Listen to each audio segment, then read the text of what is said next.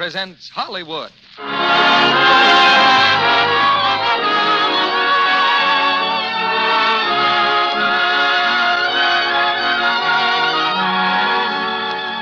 Lux Radio Theater brings you Bette Davis, Herbert Marshall, and Vincent Price in The Letter. Ladies and gentlemen, your producer, Mr. Cecil B. DeMille.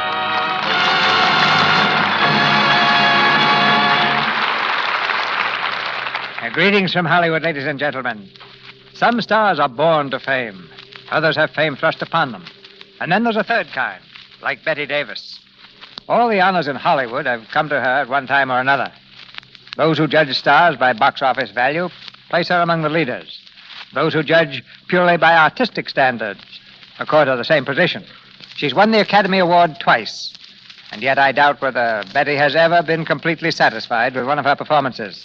Like most great artists, she always found some detail that might be improved. For neither the box office nor the critic judges as harshly as her own instinct. Tonight we present Bette Davis in The Letter by Somerset Maugham. She gave one of her finest performances in the Warner Brothers picture, and that was only fitting because it was in another Maugham story called Of Human Bondage that Bette came of age as an actress. The Letter packs the drama of a lifetime into a few weeks of love and violence and death. It's a great play for a great actress.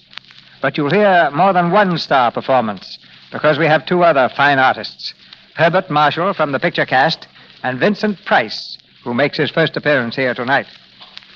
When I was first connected with the theater, the audience which enjoyed a production like this was limited to the few hundred people who could crowd into a Broadway playhouse. You can picture the riot there'd be if tonight's stars were appearing on Broadway for one night only. But today, Lux Flakes has made it possible for 30 or 35 million people to hear the play at the same time. And every one of you has the best seat in the house. The soldier in New Guinea is in the third row center, right beside the banker who is listening from his Park Avenue apartment. And Lux Flakes is at work in both places, too, in millions of American homes and abroad, where a steel helmet may do double duty as a wash tub. Here's the curtain now for the first act of The Letter, starring Bette Davis as Leslie, Herbert Marshall as Robert Crosby, and Vincent Price as Howard Joyce.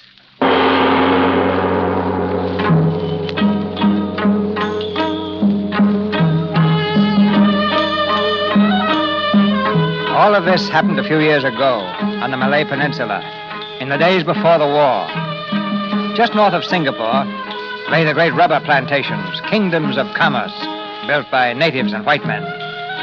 On this particular night, in the main bungalow of one of these plantations, a light burns dimly through a shaded window.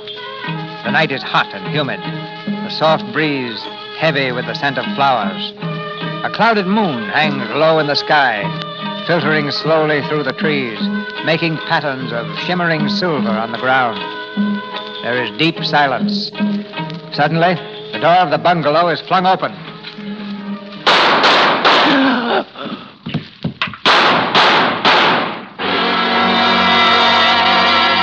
Missy, I hear gunfire. Mr. Crosby, I hear. That man, that is Mr. Hammond. Is he dead? I think him dead. You shoot him, Mr. Crosby? Do you know where the new district officer lives? Yes, Missy. Send someone for him at once. Say there's been an accident and Mr. Hammond's dead. Yes, Missy. And get word to my husband. He's out somewhere on the number 4 plantation. Yes, Missy. I try.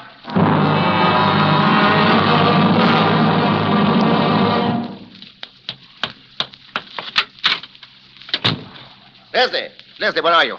Leslie, I'm here. Mr. Crosby? Yes? I'm John Withers, the new district officer. Where's Mrs. Crosby? She locked herself in her room. She wouldn't see me until you came. Oh, excuse me. Leslie, let me in. Leslie Downing, it's Robert. Leslie, what's happened?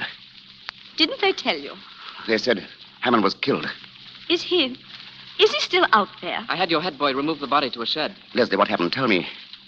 He tried to make love to me and I shot him. Leslie. Oh, Robert, I'm so glad you come. There, darling, there. Hold me tight. I'm so frightened. There's nothing to be frightened about. It'll be all right. There, now, there, that's better. I'll try not to do that again. Mr. Withers, I hope you'll understand. I didn't want to see anyone until my husband came. Of course, I understand, Mrs. Crosby.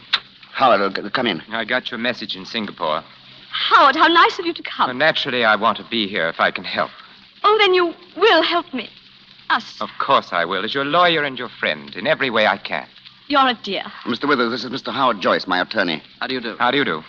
How's Dorothy, Howard? Oh, she's very well and anxious to see you. Has her sister arrived from England? Adele? Oh, yes, charming girl. She came last week. Oh, Oh, here. You'd better be resting, Leslie. I do feel dreadfully faint. You come and lie down, darling.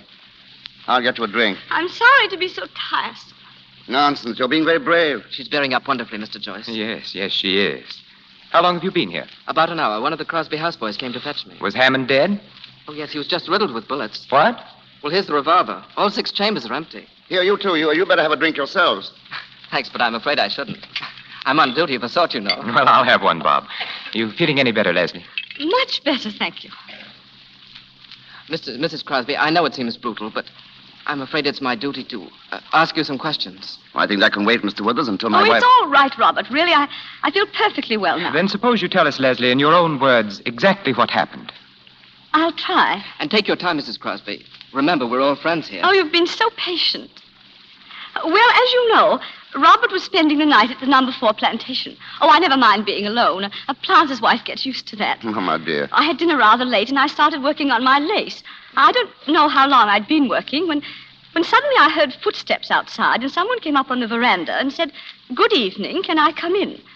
Well, I was startled because I hadn't heard a car drive up. "Who is it?" I asked. "Jeff Hammond." "Oh, of course," I said. "Come in and have a drink." Were you surprised to see him? Oh, well, I was, rather. He hadn't been in the house for ages, had he, Robert? 3 months at least. I told him Robert was over at the number 4 plantation, getting out a shipment or something. Wasn't that it, darling? What did he say to that? Well, he said, "Oh, I'm sorry. I felt rather lonely tonight, so I thought I'd just come over and see how you were getting on." Well, I put on my spectacles again and went on with my work. We chatted about one thing and another. He asked me if Robert had heard that a tiger had been seen on the road 2 or 3 days ago. He said he thought he'd try to get it over the weekend. Oh, yes, I know about that. Don't you remember I spoke to you about it yesterday? Did you? Oh, yes, I believe you did. Well, we went on chatting until, well, suddenly he said something rather silly. What? It's hardly worth repeating, but he paid me a little compliment. I think perhaps you'd better tell us exactly what he said. He said, "You've got very pretty eyes. It's too bad to hide them under those ugly spectacles." Has he ever said anything of the sort to you before? Oh, no, never, and I thought it impertinent. I don't wonder. Did you answer him? I said I didn't care a row of beans what he thought about me, but he only laughed and said, "I'm going to tell you all the same. I think you're the prettiest thing I've ever seen." Leslie. Let her finish, Bob. Well, in that case, I said, I could only think you half-witted. He laughed again and moved his chair up closer. But, Mrs. Crosby, I wonder you didn't throw him out there and then. Well, I didn't want to make a fuss. I think a woman makes a perfect fool of herself if she just makes a scene every time a man pays her a compliment. When did you first suspect that Hammond was serious? The next thing he said, he looked at me straight in the face and he said, "Don't you know that I'm awfully in love with you?" Swine. Were you surprised? Oh, of course I was surprised. Why, we've known him for 7 years, Robert. He's never paid me the smallest attention. Oh, I didn't suppose he even knew what color my eyes were. We hadn't seen very much of him the last few years. Yes. Go on, Leslie. Well, he helped himself to another whiskey and soda. I began to wonder if he'd been drinking before. I wouldn't drink any more if I were you, I said. He emptied his glass and asked me in a funny, abrupt way, "Do you think I'm talking to you like this because I'm drunk?" I said, "That's the most obvious explanation, isn't it?" Oh, it's awful having to tell you all this.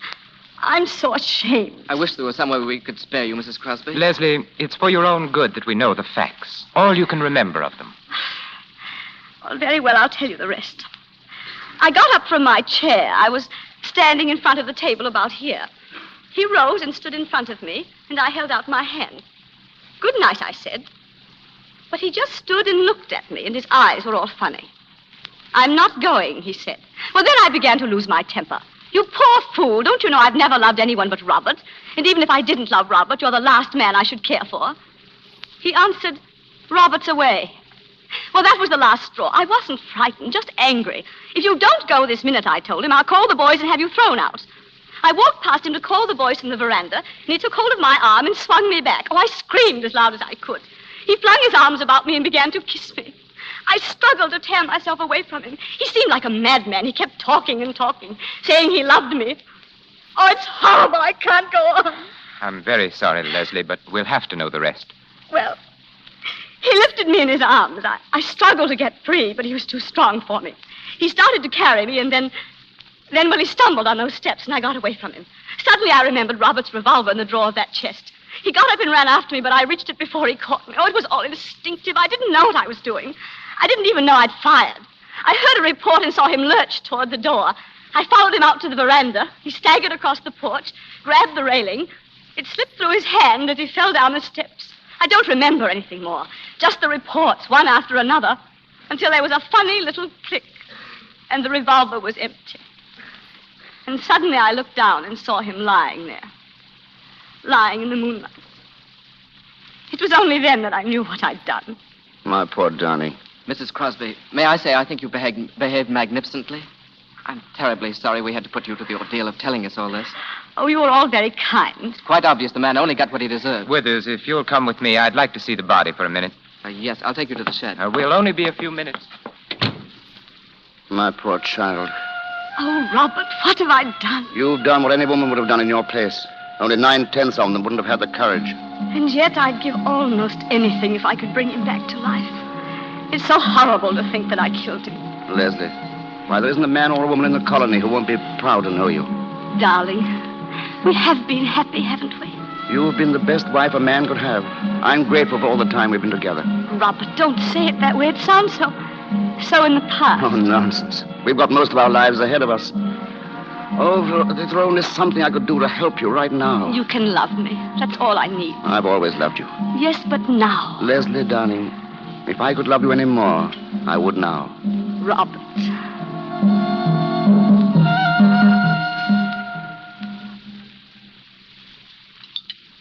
You'll have to be very indulgent towards my cooking, gentlemen. I can't vouch for it. Well, I can and will. Funny, the head boy running off tonight. Yes, it is odd. Well, he couldn't have done better than this, my dear. It's delicious. It certainly is. Oh, thank you, gentlemen. I think we should start for Singapore as soon as we're finished. Right away. Why, it's still dark, Howard. It'll be 8 o'clock by the time we get there. We'll ring the Attorney General and find out when we can see him. I think that's the first thing to do, don't you, Withers? Yes. Yes, I think that's the best thing to do. Would I have to be arrested? Well, you see, Mrs. Crosby, as a matter of fact... I think you're by way of being under arrest now, Leslie. It's purely a matter of form, Mrs. Crosby. Shall I be imprisoned? Now, that's up to the Attorney General. It's possible that after you've told him your story, he'll be able to accept bail. He's a very good fellow. I'm sure he'll do everything he can. How do you mean, be able to accept bail? Well, my dear, it depends on what the charge is. Well, what do you mean by that? Well, I think it not unlikely that he'll say that only one charge is possible, and in that case, well, I'm afraid that an application for bail would be useless. What charge? Murder. Leslie? Oh, I'm quite all right. More coffee, dear? No. As a matter of fact, if we're going to leave, I'd better put a few things together. I won't be long. Let me do it, Robert. No, don't bother, dear. Leslie, Yes? there's just one question I'd like to ask you. Yes, what is it, Howard? Just before, when I was looking at Hammond's body, Oh, yes? it seemed to me that some of the shots must have been fired after he was lying on the ground. Howard, I'm afraid it sounds very cold-blooded. But I was so terrified, I didn't know what I was doing. Everything was confused and blurred. Well, there, Leslie, I shouldn't have even brought it up tonight. Put it out of your mind.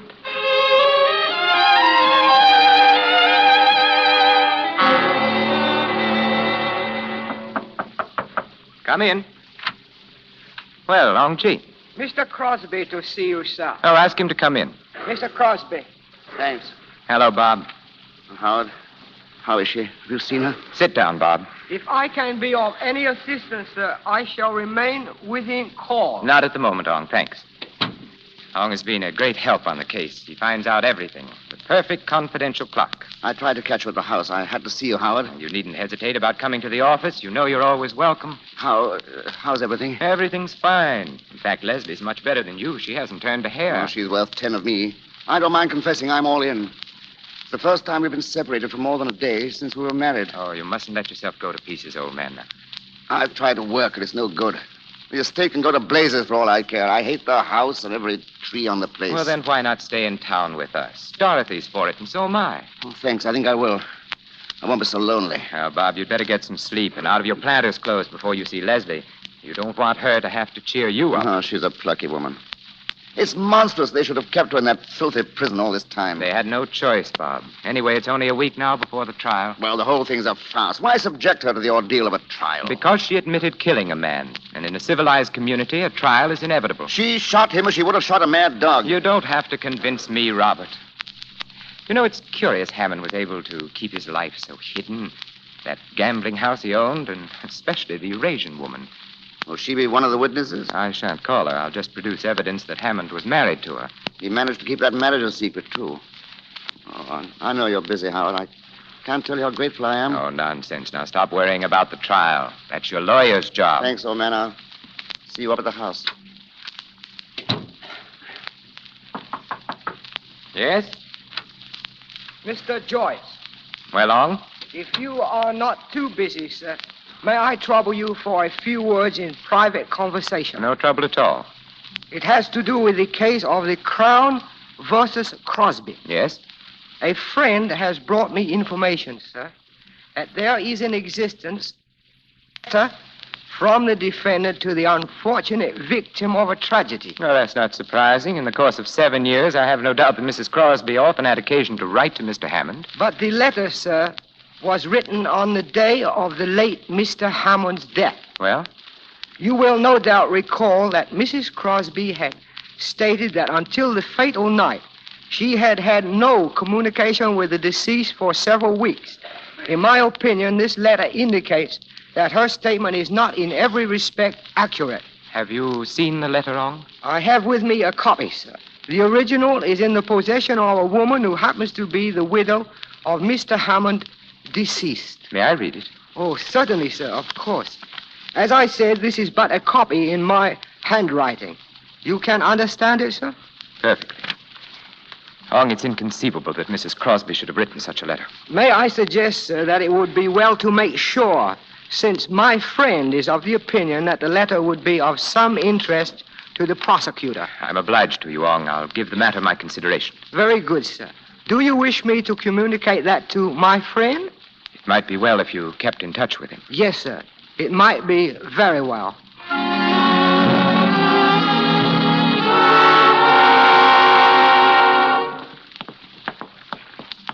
You may stay in the visiting room as long as you want, Mrs. Crosby. The warden's orders. That's very nice of him. Thank you. Howard, how good of you to come. I wasn't expecting you today. Good morning, Leslie. You're looking very well. Thank you, Howard. Well, the trial's only 5 days off now. I know. Each morning when I awake, I say to myself, one less. Just like I used to at school with the holidays coming. Oh, Leslie. Oh, don't feel sorry for me, Howard. The time has passed quite quickly. I've read a great deal and worked on my lace. But I will confess something to you, Howard. I'm not looking forward to testifying in court. Leslie, one of the things that impressed me is that each time you've told your story, you've told it in exactly the same words. You've never varied a hair's breadth. And what does that suggest to your legal mind? Well, it suggests either that you have an extraordinary memory or that you're telling the plain, unvarnished truth. I'm afraid I have a very poor memory. I suppose, Leslie, I'm right in thinking that you had no communication with Hammond for several weeks before the catastrophe? Oh, quite. I'm positive of that. Let's see. The last time we met was at a tennis party at the McFarrans'. I don't think I said more than 2 words to him. And you hadn't written to him? Oh, no. At one time, you'd been on fairly intimate terms with him. How did it happen that you stopped asking him to anything? Well, we hadn't anything much in common. And he was very popular, had a good many calls on his time, and well, there didn't seem to be any need to shower him with invitations. Are you quite certain that's all? Well, I may as well tell you. We heard about his wife. And once, just by chance, I actually saw her. Oh? You never mentioned that. What was she like? Horrible. Covered with gold chains and bangles and bracelets. And a face like a mask. And it was after you knew about her that you stopped having anything to do with Hammond? Yes. Leslie, I think I should tell you that there is, in existence, a letter in your handwriting from you to Jeff Hammond. Well, I've often sent him little notes to ask him something or other. This letter asks him to come and see you because Robert was going to be away. Oh, but that's impossible. I never did anything of the kind. You'd better read it for yourself. This is not my handwriting. I know that, Leslie. It's said to be an exact copy of one written on the day of Hammond's death. Well, Leslie? What does it mean? That's for you to say, Leslie. I didn't write it. I swear I didn't write it. The original is in your handwriting. It'd be useless to deny it. It could be a forgery. It would be difficult to prove that, Leslie. It would be very easy to prove that it was genuine. Well, it's not dated. It might have been written years ago. Oh, if you'll just give me a little time, I'll try to remember. Leslie, the prosecution could cross-examine your houseboys. They would soon find out whether someone took a letter to Hammond on the day of his death. I swear to you that I did not write this letter. Very well. Then there's nothing further to talk about. I'll be going. Howard! Wait a minute. I did write it. I was afraid to mention it. I thought none of you'd believe my story if I admitted that he'd come there at my invitation. Go on. You see, I was preparing a surprise for Robert's birthday. I knew he wanted a new gun, and I'm so dreadfully stupid about sporting things. I thought I'd talk to Jeff about it and get him to order it for me. Perhaps you've forgotten what's in the letter, Leslie. Will you have another look at it? No, I don't want to. Then let me read it to you. Robert will be away. I absolutely must see you. I'm desperate, and if you don't come, I won't answer for the consequences. Don't drive up to the door. Leslie, I'll have to talk to you very plainly. I told Robert today that I was certain of your acquittal, and didn't say that just to cheer him up. I don't believe the jury would have retired at all, but this letter alters the case completely. I won't tell you what I personally thought when I read the letter. The duty of counsel is to defend his client and not to convict her, even in his own mind. I don't want you to tell me anything but what is needed to save your neck. Oh. They can prove Hammond came to your house at your urgent invitation. I don't know what else they can prove, but if the jury comes to the conclusion that you didn't kill Hammond in self-defense... I know that... Leslie. Matron, quickly. Yes, sir? Call the nurse. Mrs. Crosby is ill.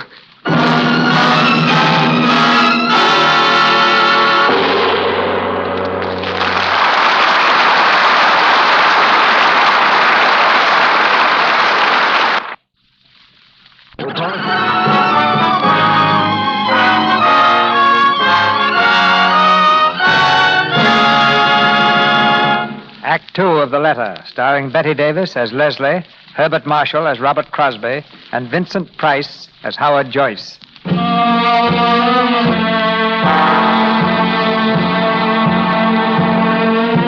that split fraction of a second, before her mind slipped into blackness, Leslie Crosby realized that the letter she had written to Jeff Hammond was damning evidence. Evidence enough to hang her. Now, a few minutes later, in the first aid room of the prison hospital, she leans wearily back in a chair, her eyes half closed. Oh, Howard, I'm afraid I've made rather a mess of things. I'm sorry. For Robert, not for me. You distrusted me from the beginning, Howard. That's neither here nor there, Leslie. Who's got the letter now? The Eurasian woman who was Hammond's wife. Oh. Howard, are you going to let me be hanged? What do you mean by that, Leslie?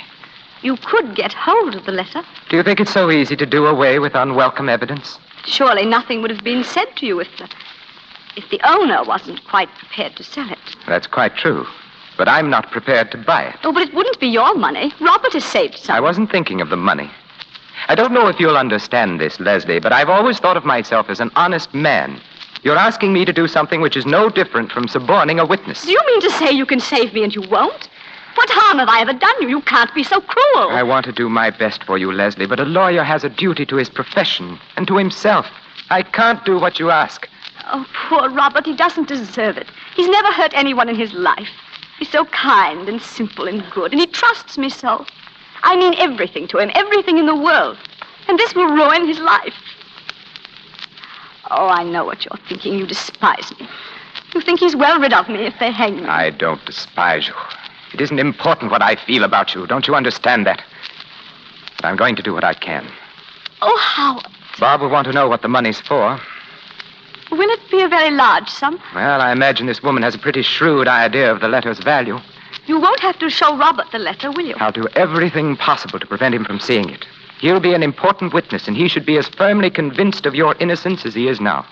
And after the trial? I'm going to try to save your life. Oh, if Robert loses his trust in me, he loses everything. It's strange that a man can live with a woman for 10 years and not know the first thing about her.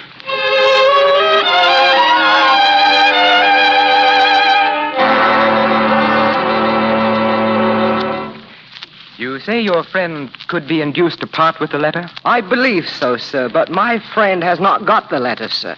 The woman has it. She did not know the value of it until my friend told her. What value did he put on it? $10,000. Only 10,000? Why not 50 or 100? For the reason, sir, that Mr. Crosby has in the Bank of British Malaya Company a savings account in the amount of only $10,450. $10,000 is a good deal of money, Ong. Yes, it is a good deal of money. Well, I'll speak to Mr. Crosby. Have the woman come to my office. I was about to mention, sir, she made 2 conditions. She insists that the money shall be brought to her. I can take you to the house whenever you are ready. What is the other condition? That Mrs. Crosby shall bring it to her personally. You must be mad. Great heavens, man. Do you suppose Mrs. Crosby can just walk out of a prison cell whenever she feels like it? My friend thinks you could arrange to have her stay at your house until the trial. I believe the judge will permit it if you are responsible for her, sir. Very well. Ong, tell me something. Yes, sir. What are you getting out of this? $2,000, sir. And the satisfaction of being of service to you and our client.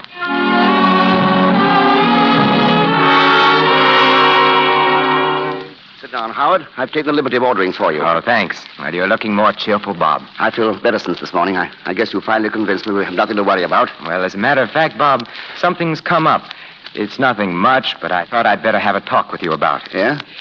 Well, it seems Leslie wrote a letter to Hammond asking him to come to the bungalow on the night he was killed. Oh, that's impossible. You heard her say she'd had no communication with him for weeks before it happened. Nevertheless, she did write the letter. She wanted his advice on something she was buying you for your birthday.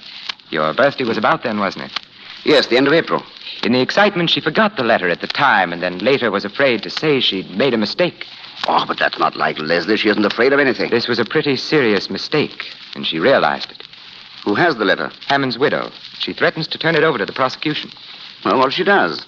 Leslie can explain it in court just as she explained it to you. Yes, but don't you see, it might alter things a good deal in the minds of the jury if Hammond came to your home by invitation. Well, what's to be done about it? I think we must get hold of that letter, Bob. I want you to authorize me to buy it. I'll do whatever you think's right. Buy the letter. I'll pay you back whatever it costs. Good. Now put the matter out of your mind. Oh, by the way, Leslie will be at the house tonight. I've arranged to have her released pending trial.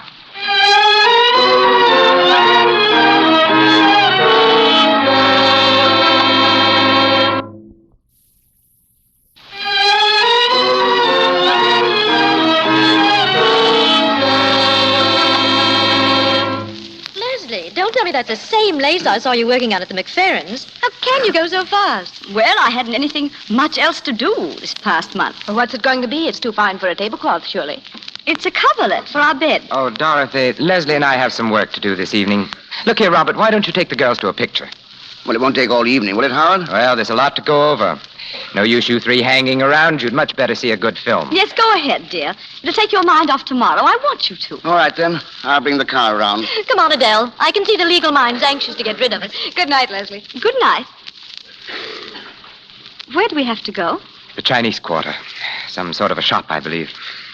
I've always wanted to see the Chinese Quarter. I hear it's a bit creepy. Of course, I'd have chosen other circumstances for a visit. Be flippant about your own crimes if you like, but don't be flippant about mine. Oh, I'm sorry, Howard. I didn't mean to be flippant. Really, I didn't. Maybe it's my own sense of guilt, Leslie, but I have an unpleasant feeling that I'm going to have to pay the piper for what I'm doing tonight. I'm jeopardizing my whole career, and I have to rely on your discretion. Howard, whatever else I am, I'm not ungrateful. Please forget what I said. Leslie, when did you first start doing that lace work? Oh, a few years ago. How did you happen to take it up? I wanted something to do, and it appealed to me. But it must take enormous concentration and patience. I find it soothing. You mean it takes your mind off other things? Is that a legal question? You're not an ordinary client, Leslie. You've been watching me, Howard. I felt it all evening. Trying to read my thoughts. I'm trying to understand you. Why? Because I'm so evil. That's it, isn't it? Some time ago, Leslie, I saw a volcano erupt. An island south of here, Guadi. It had been dormant for years. And then suddenly the crest blew off. It was terrifying and beautiful. fire turned the sky and sea crimson, and 3 villages melted into ashes. But it's time we were starting. Ong Chi will be waiting for us.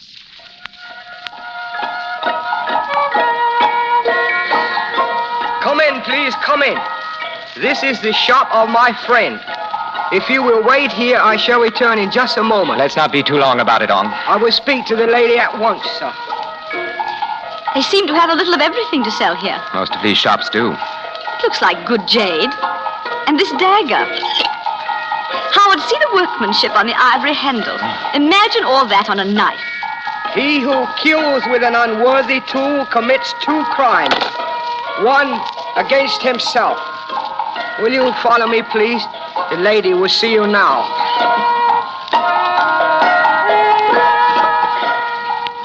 Well, where is she? You said she'd be here. She is coming now, sir. Well, what is she standing there for? Ask her if she has the letter. Yes, sir. Nego Feng Su Hasima Feng Shun. Gilge Nuyen Chui Quigamo. Ho Monkwe. Gil Kui Chuigamo. Mrs. Crosby, I regret, but the veil that you wear over your head, Mrs. Hammond requests that you remove it. Of course. Gil Kui Hanglai Nishi. Mrs. Crosby, Mrs. Hammond has a further request. She wishes you to walk over to her. Now, look here. Tell her this is enough. Oh, it's all right, Howard. I don't mind. Ne sang oi fangsun. Ne nong gim hega. Heyunga deha. What does she say? Mrs. Hammond say you may have the letter if you will pick it up at her feet. Thank you.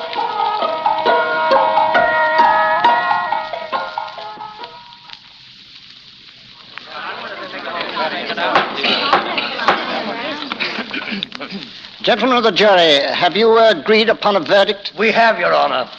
The prisoner will please rise and look upon the jury. Do you find the prisoner at the bar, Leslie Crosby, guilty or not guilty? We find the defendant not guilty.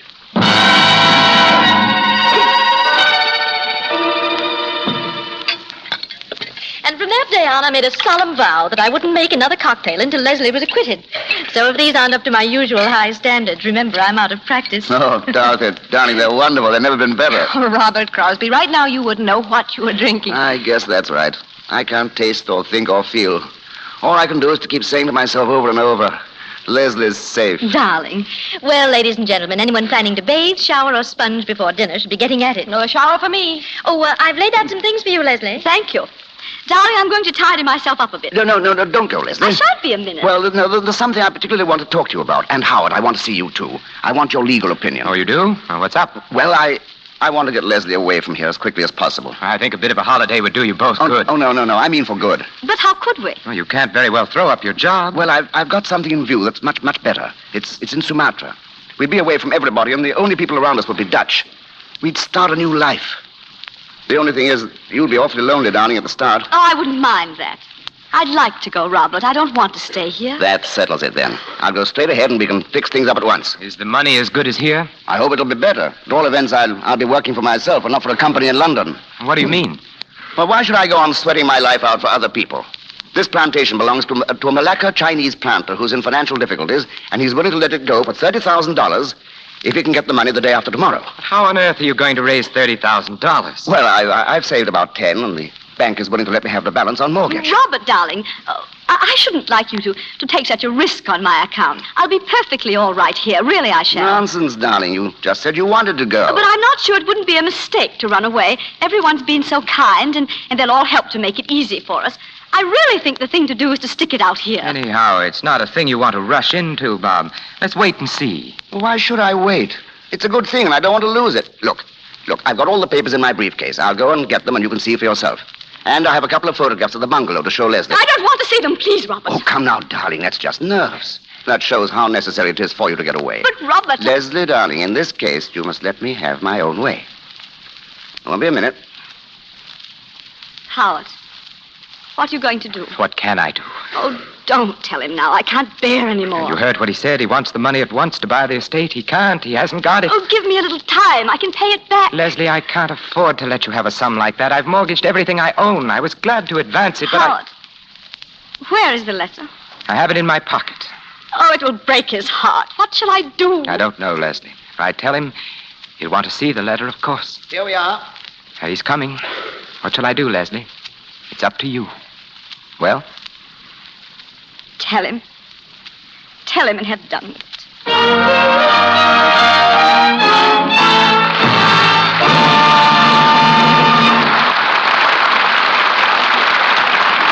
Mr. DeMille presents Bette Davis, Herbert Marshall, and Vincent Price in the final act of The Letter in a moment. Now, Mr. DeMille returns to the microphone. After the play, we'll ask Bette Davis about a certain special hobby of hers. But now here's the curtain for the third act of The Letter, starring Bette Davis, Herbert Marshall, and Vincent Price.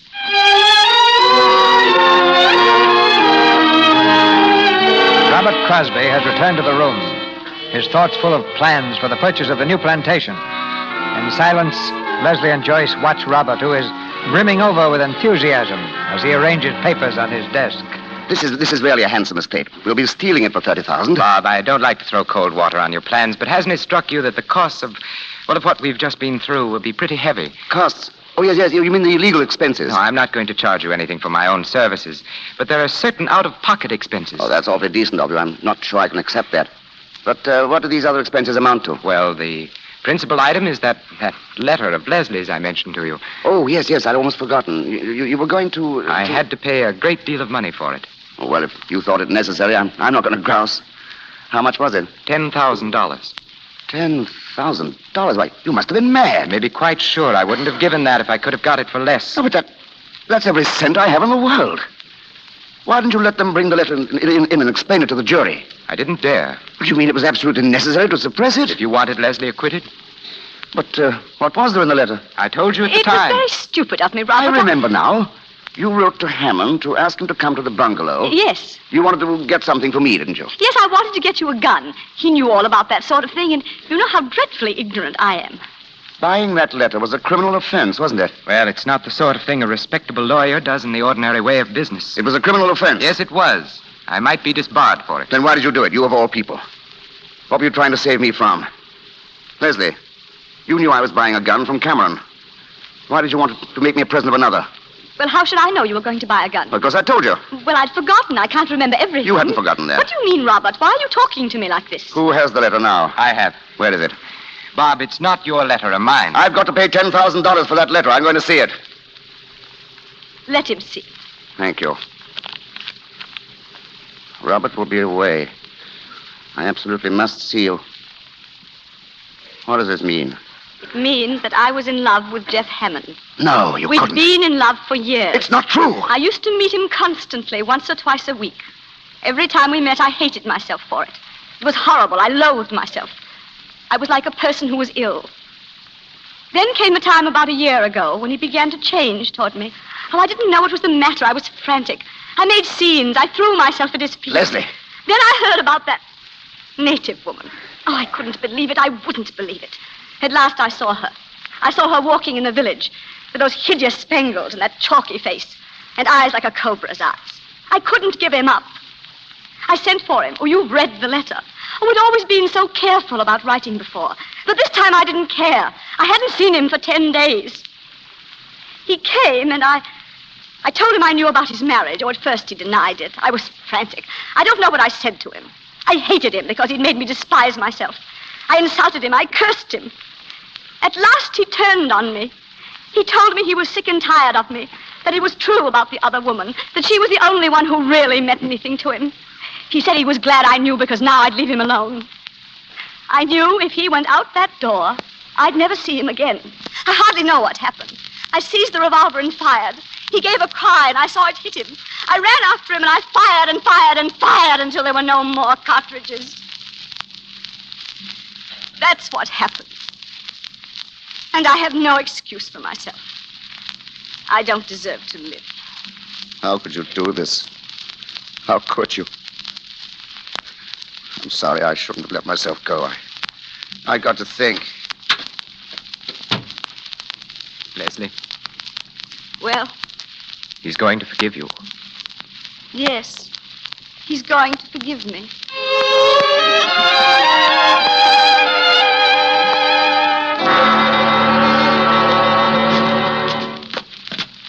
And the fifth couple are the Prescotts. Oh, yes. Robert's told me about them. You'll adore them, Leslie.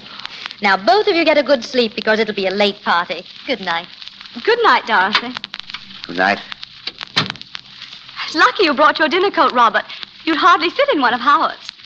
Now, let's see what else you'll need. Oh, how about your studs? They're probably still in the bureau at home. Home. Robert, it's no use, is it? We can't make it go, can we? I don't know. I'm not sure. Oh, Robert, you're so kind and so generous. You should have the sort of wife you really deserve. Through no fault of yours, I've failed you, wrecked your life.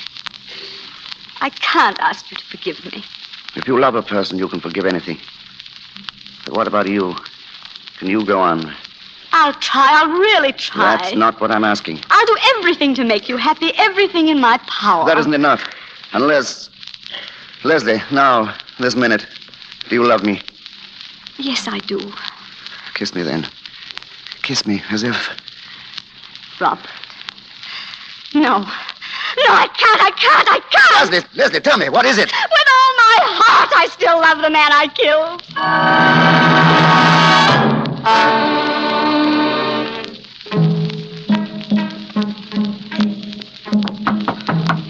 Leslie, let me in. My dear, they're all waiting for you. This is your party, you know. I'm sorry, Dorothy. I took rather long to dress. Why, Leslie, isn't that your lace work? Yes. Were you working on it just now? A little. I'm anxious to finish it. Oh, Leslie, please come downstairs. Of course, dear. In a few minutes. Very well. When did you first start doing that lace work, Leslie? I find it soothing. You mean it takes your mind off other things? I couldn't give him up. I sent for him.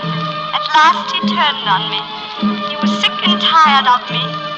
She was the only one who meant anything to him. She was the only one. I hardly know what happened. I seized the revolver and fired until there were no more cartridges. I have no excuse for myself. I don't deserve to live. I don't deserve to... Who's out there? Who is it? You, I see you there. Missy Crosby, Come here. What are you doing out there? I no want to come. She make me come. She tell me I come here. She? Missy Hammond, she tell me I come here. Bring dagger, leave it outside window. Of course, Mrs. Hammond. Dagger, Missy. She bring dagger to you. She's here, then. Yes, Missy Hammond on path by gate. You no go in garden, Missy. She kill you. She with there. That is what dagger mean. She kill you. You go in garden. Missy, you no tell police I come. Missy, you no tell police I come. This dagger. See the workmanship on the ivory handle. Imagine all that on a knife. He who kills with an unworthy tool commits two crimes, one against himself. I don't deserve to live. I don't deserve to live. I don't deserve to live.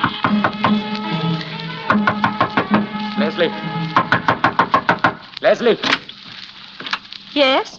Leslie, you've got to do something about Robert. He's acting very strangely. What is it? I don't know. At first I thought he was drunk, but it's worse than that. I'll be right down. But where will you ship from, Crosby? Oh, it's near a good harbor, only 5-6 miles away, and I can ship my rubber for less money. I ought to get ahead fast. In 10 or 15 years, I can live in London, travel, do anything I please. Robert, will you come with me, darling, please? Not now, darling. Maybe later. I'm telling the boys about my new plantation. Sounds like quite a place. Oh, of course, we'll miss Singapore. Our friends are here, and we've had some mighty fine times. No English people in that part of Sumatra, only Dutch and natives. Going to be a little lonely at first, maybe, but we'll get used to it.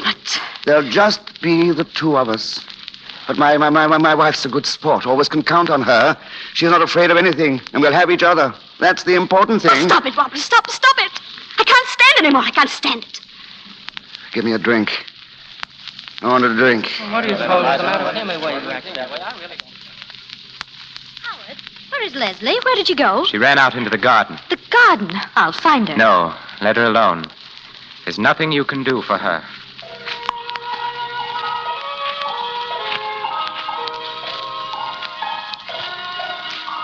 You no go in garden. She kill you. You go in garden, Missy. See the workmanship on the ivory handle. She kill you. I couldn't give him up. I sent for him. Robert will be away. I absolutely must see you. I couldn't give him up. What does this mean? It means that I was in love with Jeff Hammond. That's not true. It means I was in love with Jeff Hammond. No. We'd been in love for years. Been in love for years. We'd been in love for years. Missy Crosby, go back. Go back.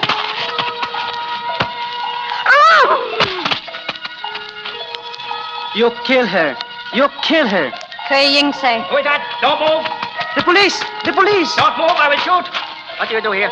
I do nothing. I tell her no go into garden. I tell her. This woman, she is dead. Ying say. Inga da se kui. She kill her. It was right she die. Leslie! Leslie! Leslie!